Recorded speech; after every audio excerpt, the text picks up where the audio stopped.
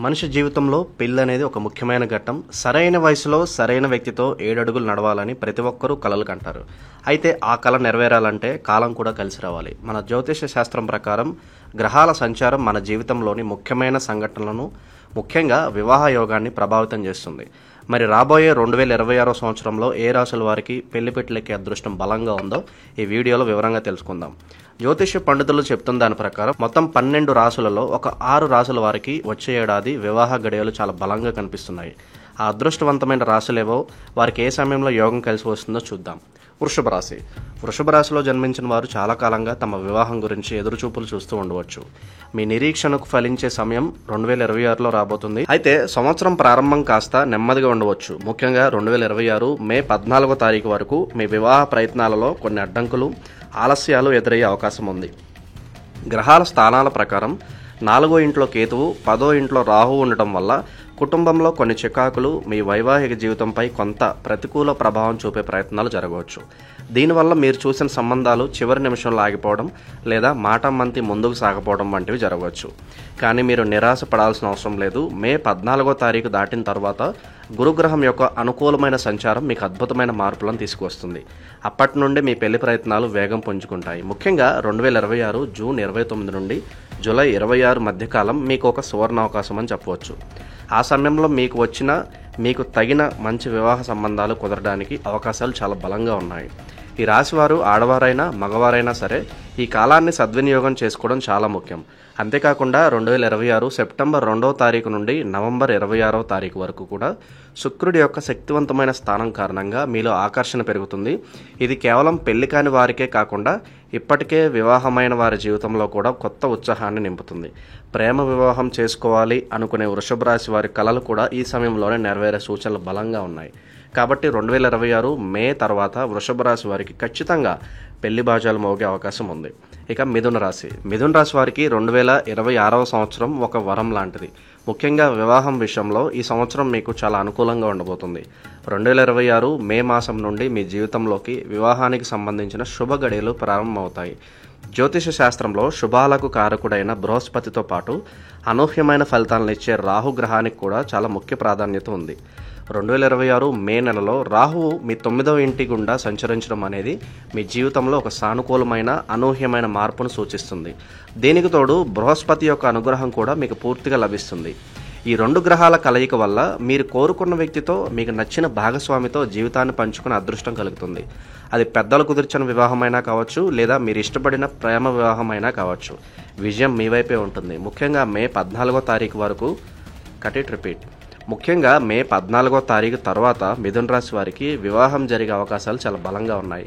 గతంలో ప్రేమ వివాహం కోసం ప్రయత్నించి తల్లిదండ్రుల అంగీకారం లభించక విఫలమైన వారికి ఇది సరైన సమయం. 2026 సంవత్సరంలో మీరు మళ్ళీ ప్రయత్నిస్తే మీ తల్లిదండ్రులు మీ ప్రేమను అర్థం చేసుకుని వారి మద్దతును తెలిపే అవకాశాలు మెండుగా ఉన్నాయి. కుటుంబ సభ్యులందరి ఆశీర్వాదంతో మీరు ఒకటవగలుగుతారు. కాబట్టి 2026 సంవత్సరంలో మిథున రాశి స్త్రీ పురుషులకు వివాహ యోగం బలంగా సూచిస్తుంది. ఇక కర్కాటక రాశి. శని భగవానుడి ప్రభావం వల్ల కర్కాటక రాశి వారు వివాహ ప్రయత్నాలలో అనేక ఆటంకాలను ఎదుర్కొంటున్నారు. ఎంతో ప్రయత్నించినా పనులు ముందుకు సాగక చిన్న చిన్న కారణాలకే సంబంధాలు ఆగిపోయి ఉండవచ్చు. అయితే ఆ ఇబ్బందులన్నీ 2026లో తొలగిపోనున్నాయి.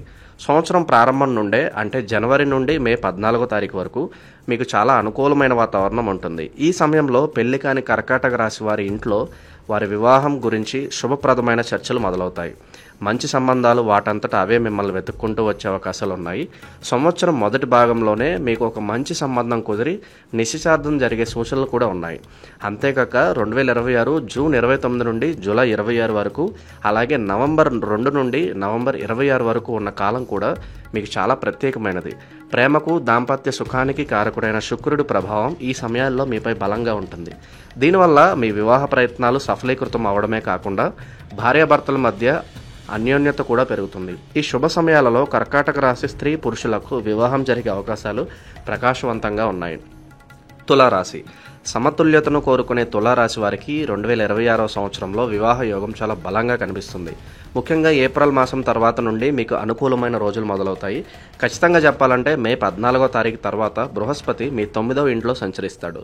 ఇది వివాహ సంబంధాలు వెతకడానికి, మాటామంతిలు జరపడానికి అత్యంత అనుకూలమైన సమయం.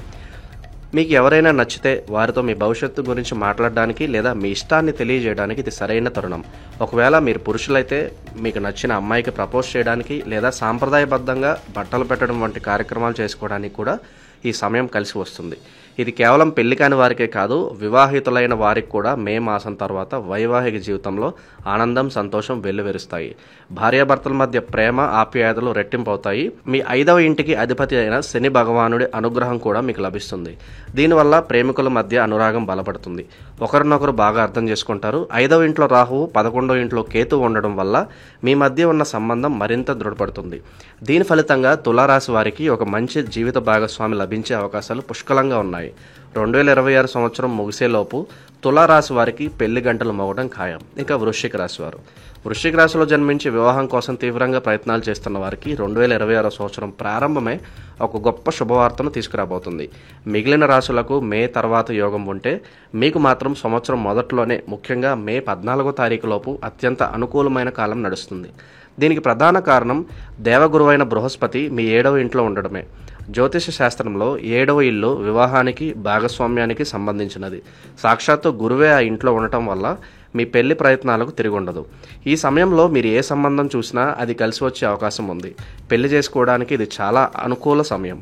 ఇప్పటికే వివాహమైన వారికి కూడా ఈ దాంపత్య జీవితం చాలా ఆనందంగా, అన్యోన్యంగా ఉంటుంది.